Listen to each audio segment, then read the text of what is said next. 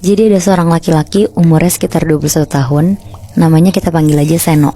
Seno tinggal di Bekasi bareng sama keluarganya. Jadi Seno ini tuh anak kedua. Terus sepanjang hidupnya Seno tuh dari kecil dia kayak selalu sial gitu Muebi. Pokoknya dia makin dewasa tuh makin mikir, kenapa ya hidupnya dia tuh selalu sial dan ada aja cobaannya.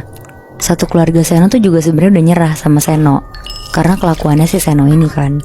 Tapi untungnya Seno punya satu teman dekat, namanya Alan. Alan tuh selalu ada buat Seno, sampai di titik terendah Seno juga selalu ada. Selama Seno dirawat, sampai akhirnya suatu malam pas lagi bengong sambil tiduran di kasur, Seno tuh dengar obrolan teman sekamarnya dia. Mereka ngomongin kodam sama jin yang nemenin kita selama hidup. Katanya sih manusia tuh punya kodamnya sendiri.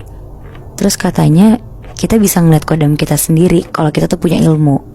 Seno tuh ngedengernya tertarik banget, tapi dia malu dan gak mau nunjukin kalau dia tuh kepengen depan teman-temannya. Sampai akhirnya Seno dijenguk sama Alan.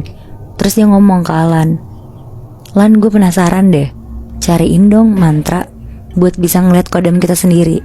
Terus Seno bilang, "Coba pulang dari sini lo googlein dong Lan, lo cari gitu mantra ngeliat kodam atau mantra ngeliat jin." Akhirnya pulang dari sana Alan nyarilah. Dia buka laptopnya di rumah terus dia google. Tapi Alan gak langsung percaya juga kan. Akhirnya Alan ngulik lebih dalam lagi, dan dia nemuin file PDF yang isinya tuh kayak buku dan pembelajaran tentang dunia gaib. Besokannya Alan langsung pergilah nyamperin si Seno. Tapi sebelum itu Alan tuh ngeprint dulu bagian-bagian mantra dan apa yang harus dilakuin sama Seno. Pas udah ketemu Seno, dikasihlah kertas ke Seno. Dia bilang malam ini mau dia lakuin langsung. Dan Alan ternyata tuh lupa ngasih satu kertas, isinya tuh Seno harus puasa 1 hari dan gak boleh makan yang bernyawa pada hari Kamis. Niat puasanya juga beda dari yang biasanya. Pas Seno baca kertas mantra dia yang baru, dia tuh jadi makin yakin Muebi buat ngejalanin ritual ini. Sekitar jam 12 malam jalanlah Seno ke ruangan gudang itu. Sebelum dia masuk sana, dia udah wudhu dan udah mandi besar juga.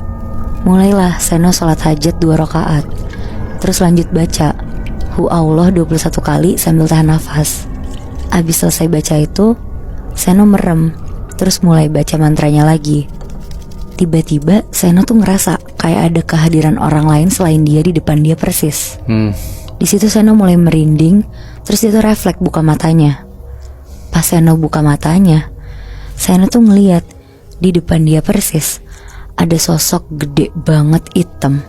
Matanya merah, rambutnya panjang. Sosok itu tuh laki-laki. Sambil mangap terus liurnya tuh bercacaran sampai ke lantai. Sambil ngeliatin Seno, di situ Seno sebenarnya kaget banget. Tapi dia berusaha tetap santai sambil istighfar. Pas Seno udah mulai tenang, Seno berusaha komunikasi sama sosok ini. Dia bilang, "Saya Seno, saya panggil kamu kesini untuk bantu saya." Tapi sosok ini tuh diem aja. Karena Seno kesel, Seno ngegas terus dia bilang, "Saya yang panggil kamu kesini, jawab saya." Tiba-tiba sosok itu tuh berdiri, nyeret Seno, terus ngelempar Seno ke tembok.